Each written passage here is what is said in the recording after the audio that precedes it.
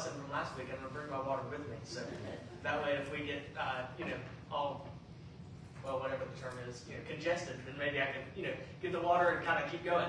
But it's good to be with y'all again this morning. Get to worship together. Do y'all recognize this fellow? That one. There we go. Y'all recognize him? Eddie Haskell, right? What a character. So, Leave It to Beaver, the old show from 60s, 50s, not really sure exactly when. But anyways, Eddie Haskell, well known for his just, bold insincerity, right? And completely blind to the fact that everybody sees right through it. Anyways, and so you can think of some classic Eddie Haskell lines. I was watching some Leave It to Beaver the other day, and he was like, they're peeping at the neighbors, right? Wally and Beaver and Eddie, and Eddie's looking through this little tube or whatever to look at the neighbors as they're moving in, and Beaver's like trying to look, and he like beats him, and he's like, "Get away, Beaver, I'll slug you." And then like 5 minutes later, they go downstairs, and he says, "Oh, good morning, Mrs. Cleaver. That's a very pretty dress." And so, right, Eddie's, on one hand, he's bullying Beaver, being mean to Beaver, and then on the next hand, he's complimenting, Miss Cleaver. Well, then there's another one I found on the internet. I didn't see this episode, but Wally and Eddie are talking, and Eddie's like, "Wally, if your dumb brother comes with us," and he goes, "Oh, hello, Mrs. Cleaver. Your hair looks very pretty today. I was just telling Wallace how pleasant it would be for Beaver to accompany us to the movies." And so, like, just complete hypocrite, right? And he's hilarious. We love Eddie Haskell is great. Just a classic character. One of the funniest parts of that show. But when it comes to following Jesus, hypocrisy is a lot less funny. It's a lot less humorous. When it comes to being a Christian, we must keep it real. We've been talking about our DNA. Today we're talking about keeping it real. We can't be Eddie Haskells. It's not funny to be an Eddie Haskell. It causes a lot of problems. It's a very serious issue. And as Christians, we must keep it real. We've got to be authentic. We've got to be genuine. There's no, on one hand, talking bad to little Beaver, and on the next, telling Miss Cleaver how good her hair looks, right? We can't do that. I was doing some research because I've heard that hypocrisy is one of the biggest reasons that people stray away from the church or distance themselves from the church.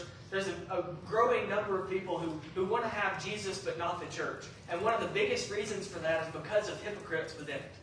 And this is something that I was looking into, and I was just reading some of these testimonies, just these stories of why I left the church, why I got away from church, why I don't have anything to do with gathering with other Christians, why I just have a private faith. And one of the biggest things, and there are really sad, heartbreaking stories of hypocrites within God's church. And I'm not saying that this is a problem here. What I am saying is that this is something that we need to be watching out for. We need to be looking out for. We need to recognize that this is a big problem, and we need to do something about it. We need to strive to do something about it. Are y'all familiar with this guy? Jeff Foxworthy, okay? So I don't know exactly when it came out, probably in the 90s, something like that. He kind of rose to fame and stardom with his "You Might Be a Redneck If" routine. Are y'all familiar with this? I want to read a couple of those. You might be a redneck if you owe the taxidermist more than your annual income. If you've ever cut your grass and found a car, you might be a redneck. If you own a complete set of salad bowls and they all say Cool Whip on the side, you might be a redneck, right? Okay, so these are some classic lines from Jeff Foxworthy. But in Matthew 23, Jesus gives us something really similar. It's not a "you might be a redneck if" routine. It's kind of a "you might be a hypocrite if" routine. And it's a lot less humorous, but it is nonetheless a good hypocrite test to help us see the hallmarks of hypocrisy and kind of understand, okay, what does hypocrisy look like? How can I stay away from it? So, if you talk the talk but don't walk the walk, you might be a hypocrite. Go to Matthew 23. Go to Matthew 23.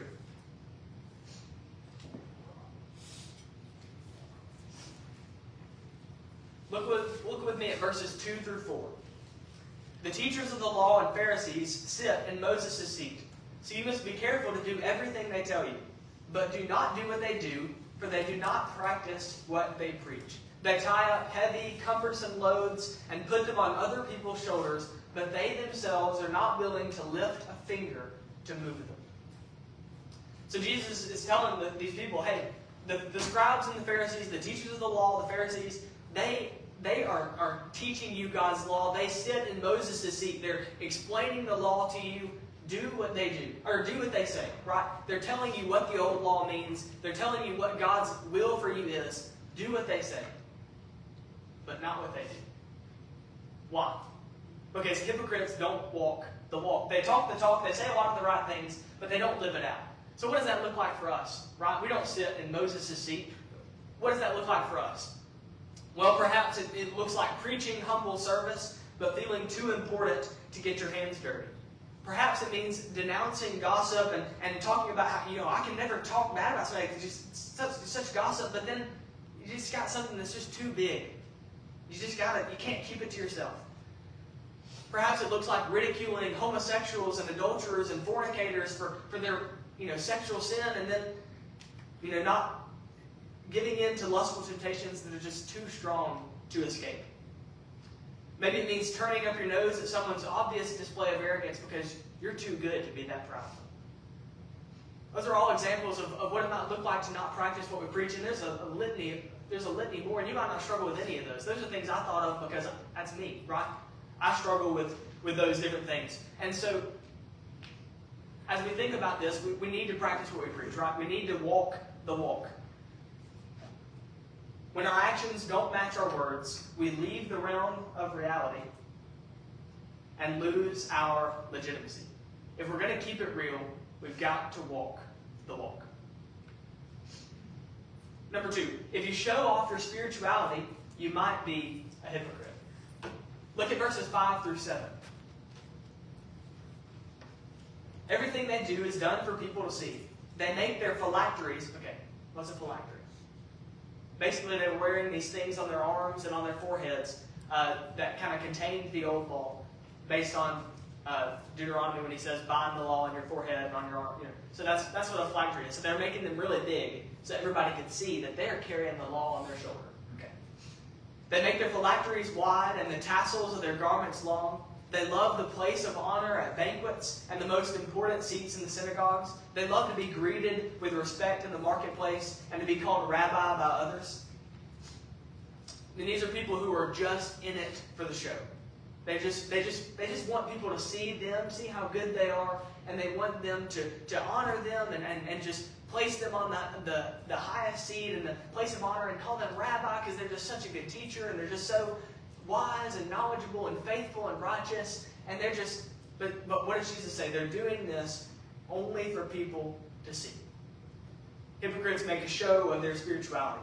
And so, again, what does that look like practically for us? As I was thinking about this, I was like, this one was really, I would struggle with this. I was like, how do I make this practical? Like what do we do? What do I do to make a show of my spirituality? And I was really struggling with that. So I'm like talking to Mallory, and she's like, Matthew 6, where Jesus spells it out for you.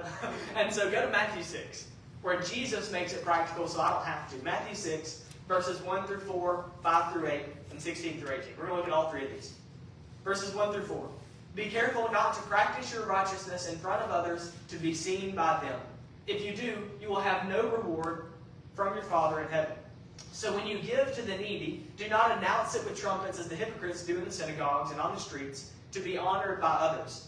Truly, I tell you, they have received their reward in full. But when you give to the needy, do not let your left hand know what your right hand is doing, so that your giving may be in secret. Then your Father, who sees what is done in secret, will reward you. So first, how do we make this practical? How do we, what does it look like to make a show of your spirituality?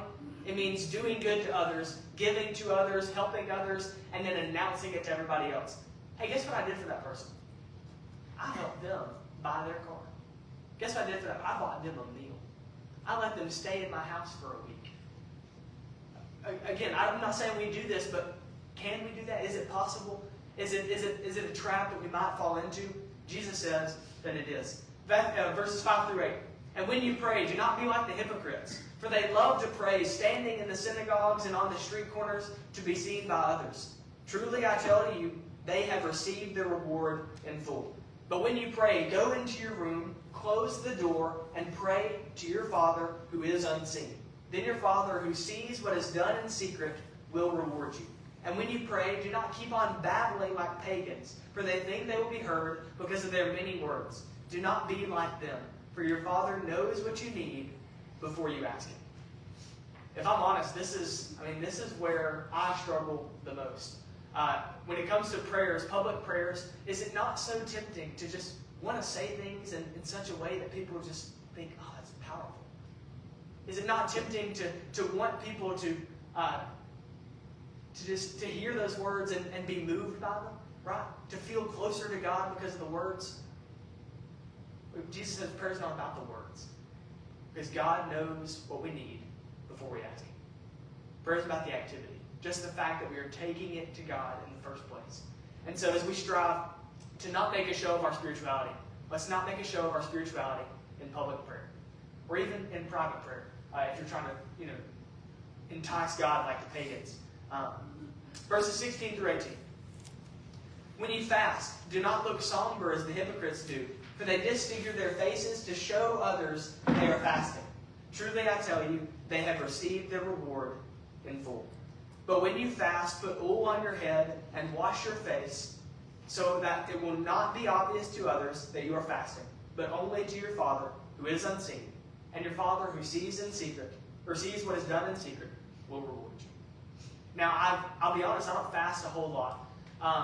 But maybe this applies in other aspects of maybe suffering for Christ in other ways. So you're not, putting off food, but maybe you've been ridiculed at work or something like that.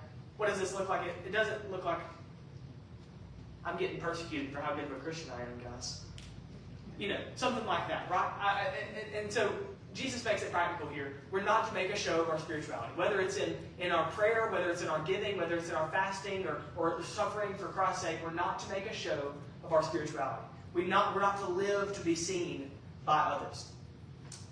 When we act righteously, in order to be praised by others, to be seen and praised by others, we abandon authenticity and become repugnant before God. This is a big deal. This is a big deal. Number 3, if you equate your opinion with God's dominion, you might be a hypocrite. Look at verses 13 through 15 of chapter 23. So go back to chapter 23. Look at verses 13 through 15. Woe to you, teachers of the law and Pharisees, you hypocrites! You shut the door of the kingdom of heaven in people's faces. You yourselves do not enter, nor will you let those enter who are trying to. Woe to you, teachers of the law and Pharisees, you hypocrites! You travel over land and sea to win a single convert, and when you have succeeded, you make them twice as much a child of hell as yourselves, or as you are. What's Jesus saying? You shut up the kingdom of heaven in people's places. You shut the door in their face. You go and you win a convert, and you make him twice as much a child of hell as yourselves. What's Jesus getting at? Well, he's saying that because the teachers of the law and the Pharisees had been adding so much to the law, had been changing the law to fit their opinion and their tradition, and they'd been neglecting what God truly said, that they were preventing people from going in. And when they made a convert, that convert was being converted not to the law of God, but to the law of the Pharisees, which was contrary to the law of God. Look at Matthew 15, 1 through 3. Then some Pharisees and teachers of the law came to Jesus from Jerusalem and asked, "Why do your disciples break the tradition of the elders? They don't wash their hands before they eat." So they're about to eat. The disciples don't wash their hands. And they're saying, hey, they're supposed to wash their hands before they eat. That's the tradition of the elders. Now notice Jesus' reply. Jesus has some fascinating replies in Scripture. Very, very quick, very sharp. Notice this. And why do you break the commandment of God for the sake of your tradition? Mic drop, right? The Pharisees had the hypocrites. What hypocrites do is they take their opinion, their traditions, and they elevate that to the level of doctrine. They treat that as if it's the law of God because it has become, in their minds, the law of God because they have become God to themselves. Hypocrites elevate their traditions to the level of doctrine, effectively preventing themselves and anyone else from entering in. Now, I know we haven't done exactly what the Pharisees have done, right? The Pharisees, in that instance, they had created a law that said, if I devote this money to the temple, then I don't have to support my elderly poor parents with it. Now, I don't think we've made that law, right? We haven't said, oh, if you give your money to the church, you don't have to take care of your family. But maybe we've done that in other ways. I know I have. I know that there's convictions that I have, opinions that I have that are based on Scripture. Like there's some scriptural foundation to them, but they're not God's express commands. And yet I bind them on others. I don't see others do them, and I'm like, what are they doing? They're supposed to be doing it that way. And then Mallory has to remind me, that's just your opinion. Again, this is something that I struggle with. This is something that's very real to me. And I hope that it's not very real to you in that sense, but I hope we're all looking out for it and trying to do our best. Let's not confuse our opinions with God's dominion. When we bind on others what God has not bound, we pretend to be God and fail to please Him.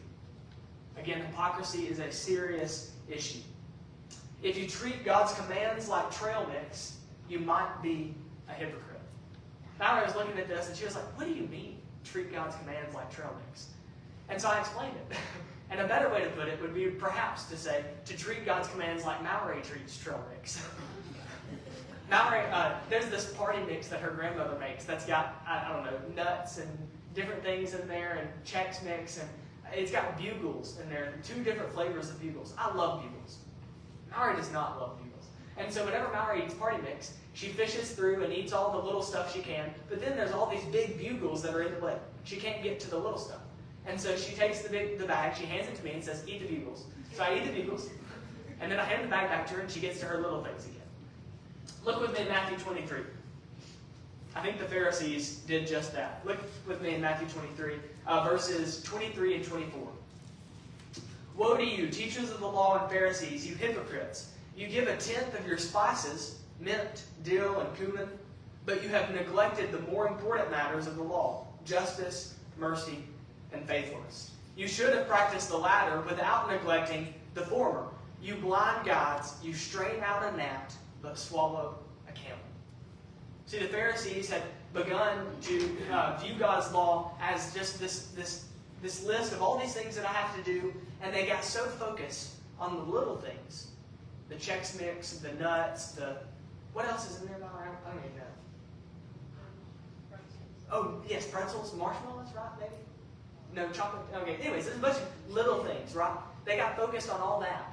And they picked out the bugles. They moved the bugles around. They didn't want anything to do with the big stuff. I mean, that's hard. That takes sacrifice. That's difficult. I don't want to eat that. I don't want to do that. And they find that little stuff, and they did the things. Well, here, there's a preacher who wrote an article where I got a lot of this material. This is how he put it.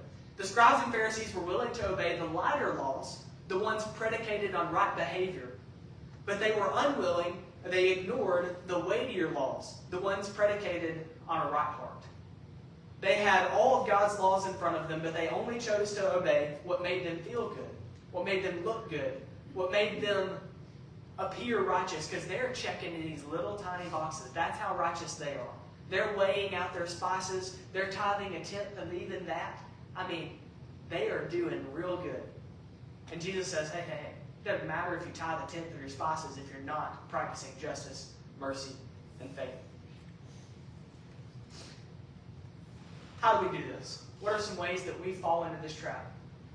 I was talking to Mr. Dan Eubanks, and he gave me this illustration, this way of thinking about this, and it was really powerful to me because it was like, wow, this is me. Let's think about the Lord's Supper. Every Sunday, what do? No, I make sure I take the Lord's Supper.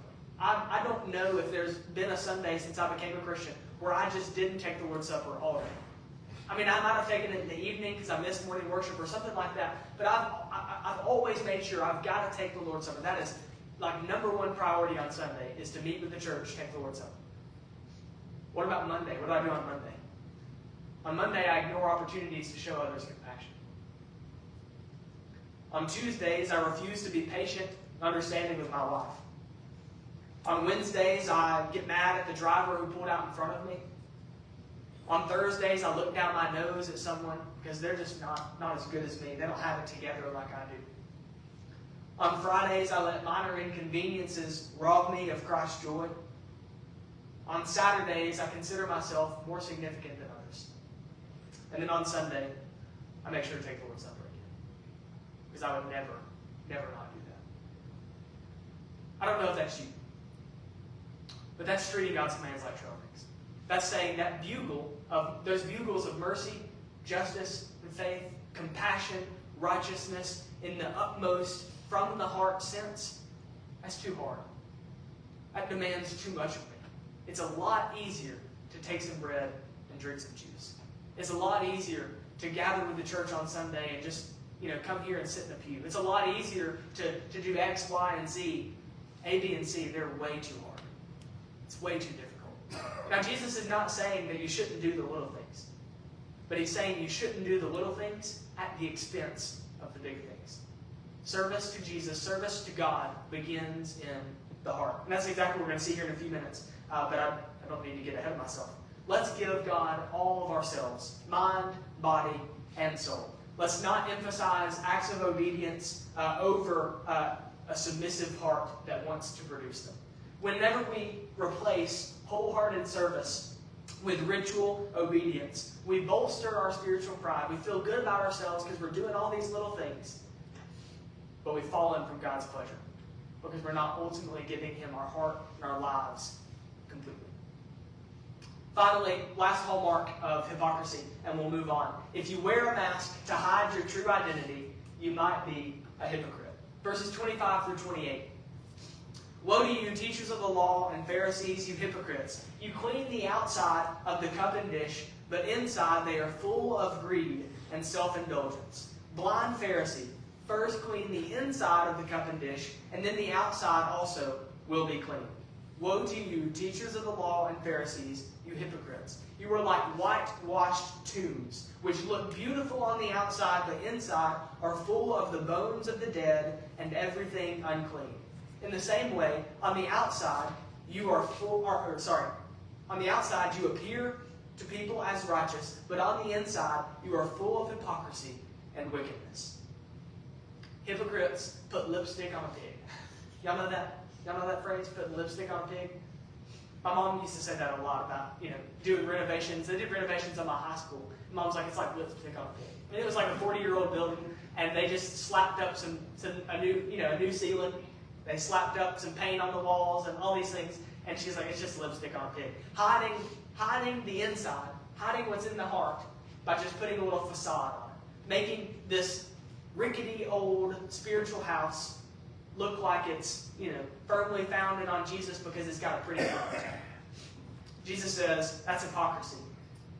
Hypocrites appear holy on the outside, but their hearts could not be further from God. Their acts of righteousness are just a facade. Though they look like a spiritual house, walking through the front door proves otherwise.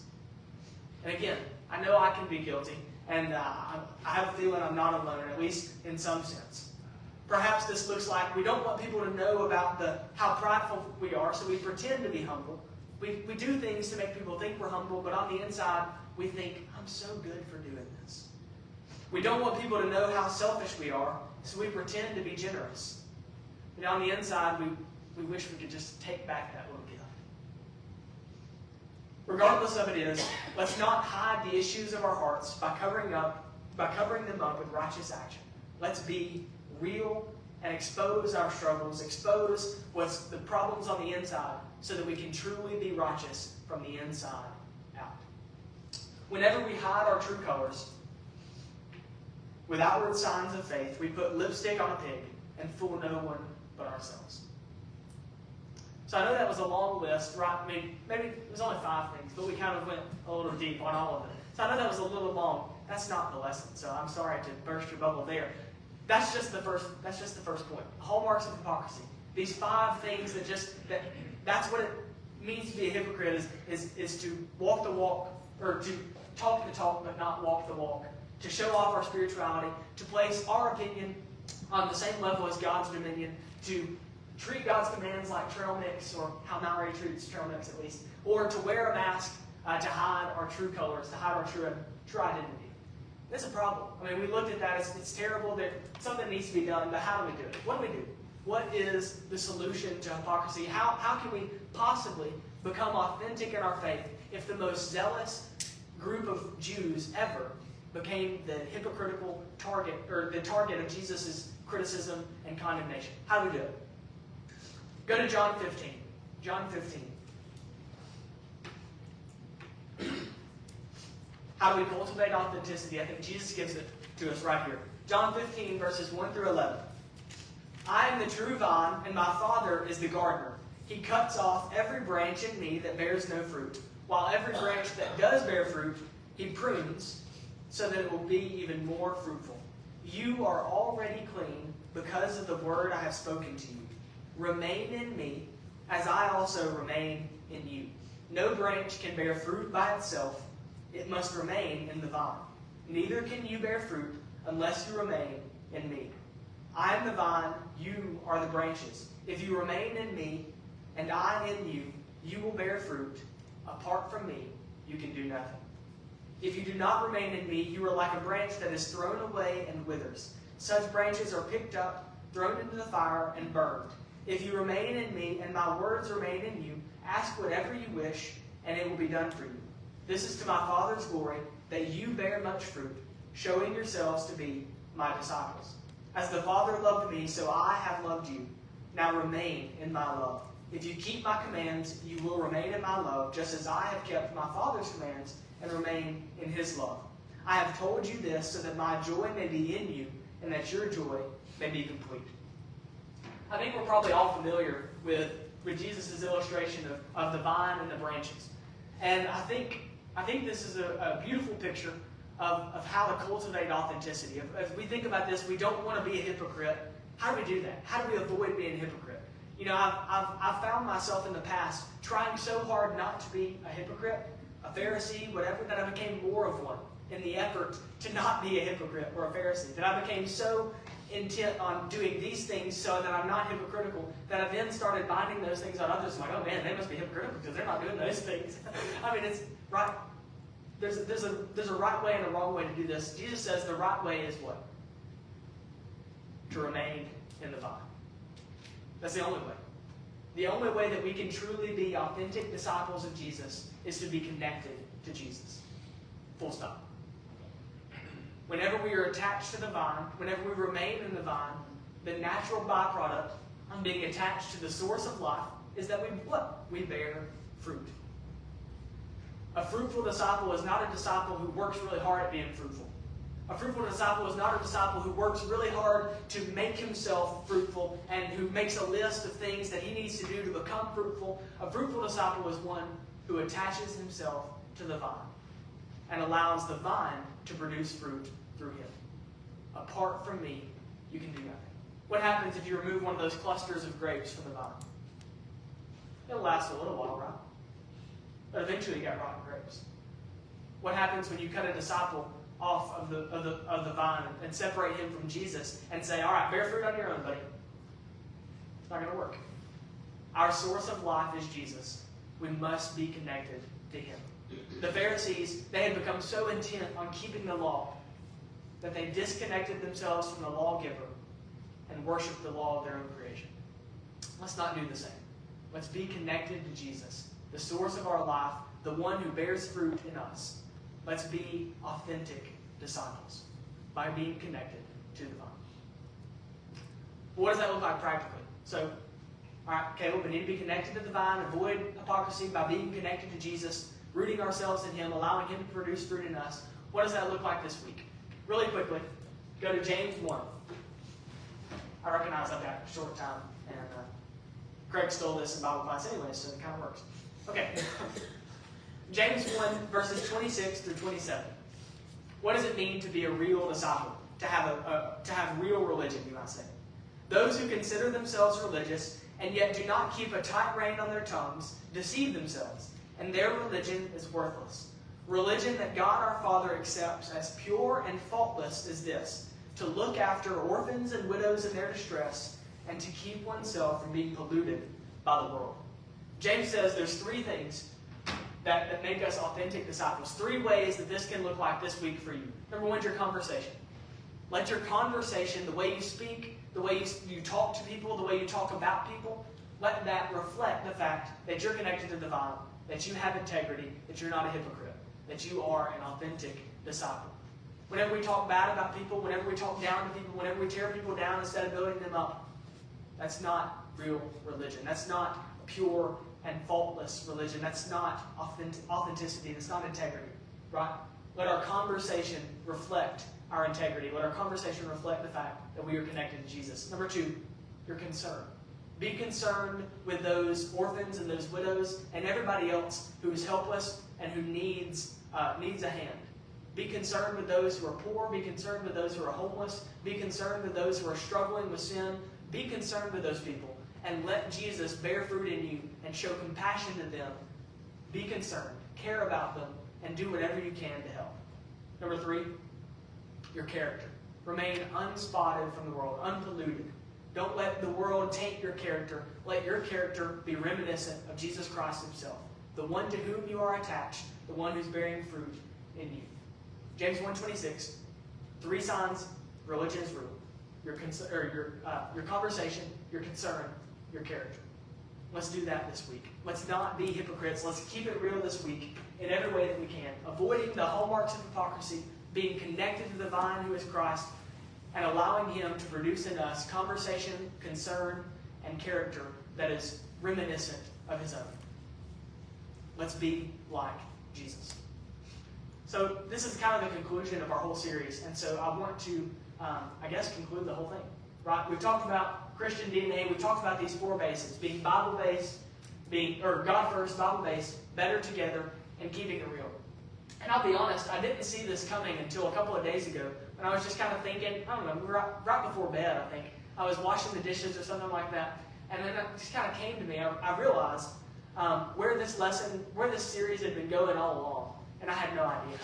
And so it's great how God works like that, I guess. But there's not really 4 Christian bases. There's not really 4. I mean, God first, Bible-based, better together, keeping it real. There's really one central theme that has tied all these lessons together. I mean, think about it. You want to be Bible-based? You want to be someone who loves Scripture? What was our first point? Adore the author. Love Jesus. You want to be somebody who's better together? You want to have this fellowship as the church that we ought to have? How do we do that? Vertical before the horizontal. Have fellowship with Jesus. If you want to be somebody who keeps it real, somebody who's not a hypocrite, somebody who's an authentic disciple, what's the solution? Be connected to Jesus. And so as we close this series, what does it mean to be a Christian? What does it mean to be a follower of Jesus? It means to be a Jesus person. It means to be a follower of Christ. There's only one base, only one foundational thing for a Christian. And he's a person.